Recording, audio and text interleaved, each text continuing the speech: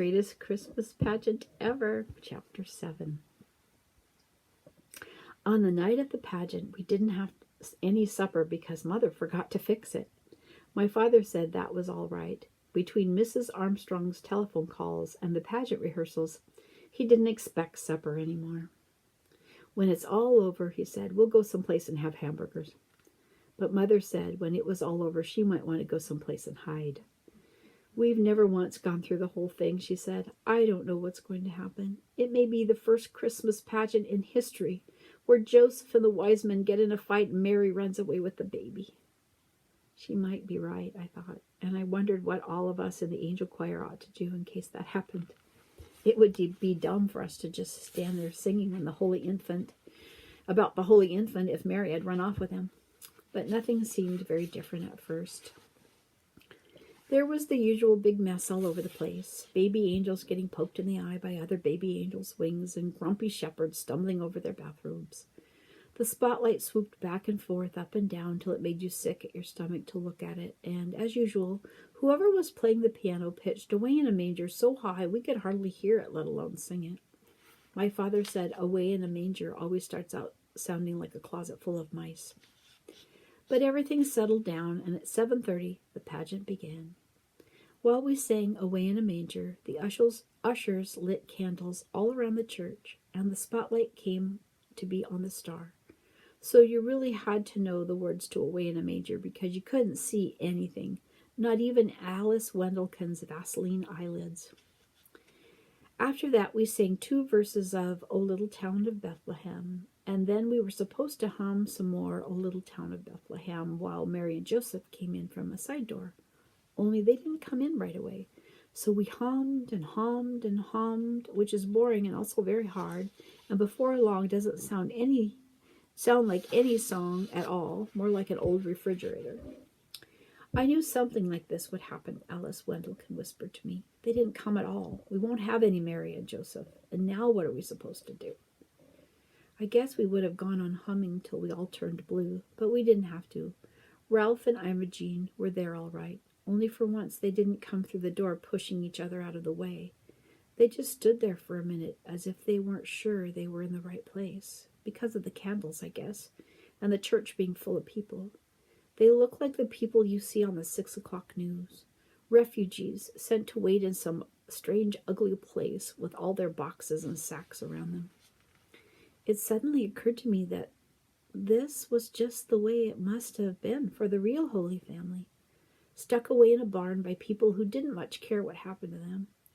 They couldn't have been very neat and tidy, either, but more like this, Mary and Joseph. Imogene's veil was cockeyed as usual, and Ralph's hair stuck out all around his ears. Imogene had the baby doll, but she wasn't carrying it the way she was supposed to.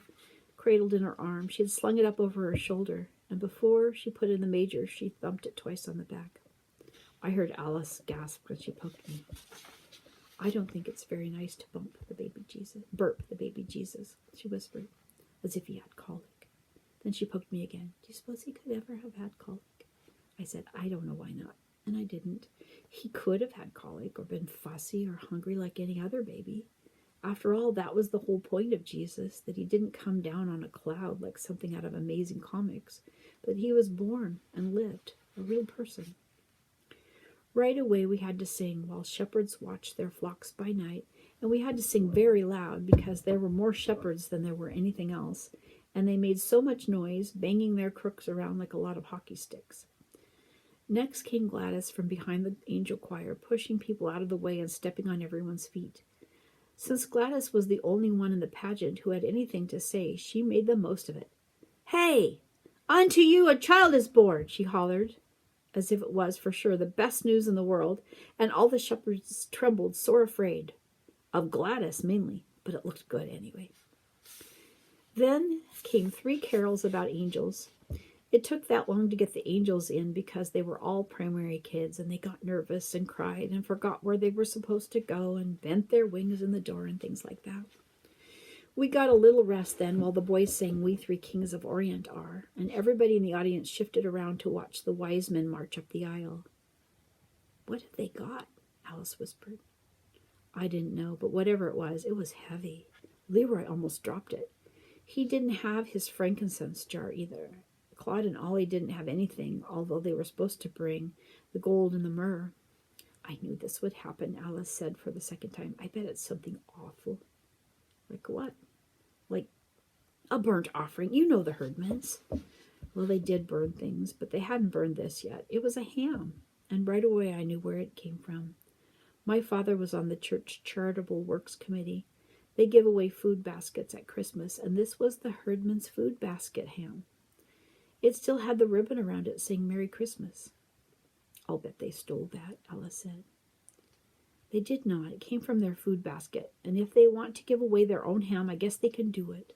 But even if the Herdmans didn't like ham, that was Alice's next idea, they had never before in their lives given anything away except lumps on the head, so you had to be impressed.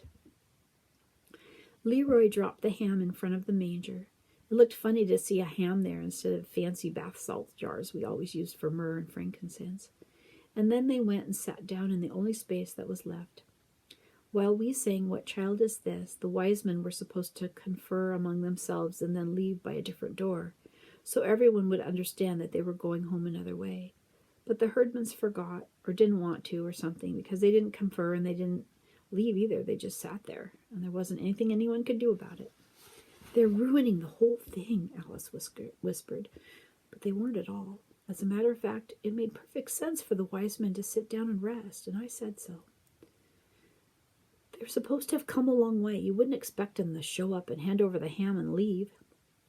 As for ruining the whole thing, it seemed to me that the Herdmans had improved the pageant a lot, just by doing what came naturally, like burping the baby, for instance, or thinking a ham would make a better present than a lot of perfumed oil. Usually, by the time we got to Silent Night, which was always the last carol, I was fed up with the whole thing and couldn't wait for it to be over. But I didn't feel that way this time. I almost wished for the pageant to go on, with the Herdmans in charge, to see what else they would do that was different. Maybe the wise men would tell Mary about their problem with Herod, and she would tell them to go back and lie their heads off. Or Joseph might go with them and get rid of Herod once and for all. Or Joseph and Mary might ask the wise men to take the Christ child with them, fearing that no one would think to look there. I was so busy planning new ways to save the baby Jesus, that I missed the beginning of Silent Night. But it was all right, because everyone sang Silent Night, including the audience. We sang all the verses too.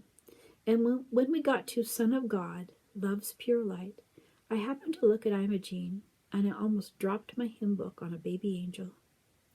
Everyone had been waiting all this time for the Herdmans to do something absolutely unexpected, and sure enough, that's what happened. Imogene Herdman was crying.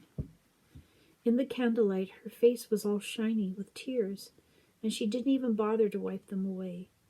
She just sat there, awful old Imogene, in her crookedy veil, crying and crying and crying.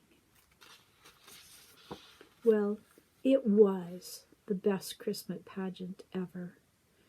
The best Christmas pageant we ever had. Everybody said so, but nobody seemed to know why.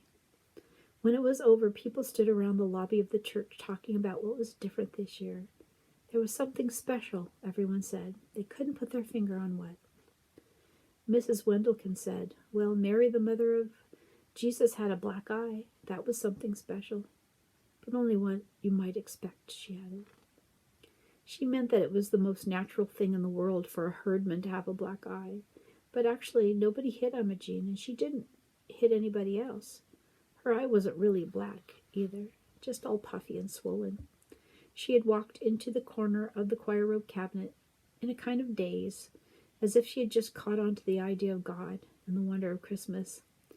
And this was the funny thing about it all. For years I'd thought about the wonder of Christmas and the mystery of Jesus' birth and never really understood it. And now, because of the Herdmans, it didn't seem so mysterious after all. When Imogene had asked me what the pageant was about, I told her it was about Jesus, but that was just part of it.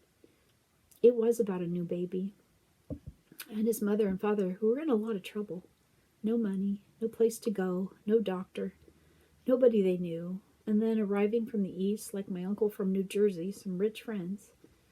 But Imogene, I guess, didn't see it that way. Christmas just came over her all at once, like a case of chills and fever, and so she was crying, and walking into the furniture. Afterward, there were candy canes and little tiny testaments for everyone, and a poinsettia plant for my mother from the whole Sunday school. We put the costumes away and folded up the collapsible manger, and just before we left, my father snuffed out the last of the tall white candles. "I guess that's everything," he said as we stood at the back of the church. "All over now. It was quite a pageant." Then he looked at my mother. "What's that you've got?" "It's the ham," she said. They wouldn't take it back. They wouldn't take any candy either, or any of the little Bibles. But Imogene did ask me for a set of the Bible story pictures, and she took out the Mary picture and said it was exactly right, whatever that means. I think it meant that no matter how she herself was, Imogene liked the idea of the Mary in the picture, all pink and white and pure-looking, as if she'd never washed the dishes or cooked supper or did anything at all except have Jesus on Christmas Eve. But as far as I'm concerned, Mary is always going to look a lot like Imogene Herdman, sort of nervous and bewildered, but ready to clobber anyone who laid a hand on her baby. And the wise men are always going to be Leroy and his brothers bearing ham. When we came out of the church that night, it was cold and clear, with crunchy snow underfoot and bright, bright stars overhead. And I thought about the angel of the Lord, Gladys, with her skinny legs and her dirty sneakers sticking out from under her robe, yelling at all of us, everywhere, "Hey! Unto you a child is born."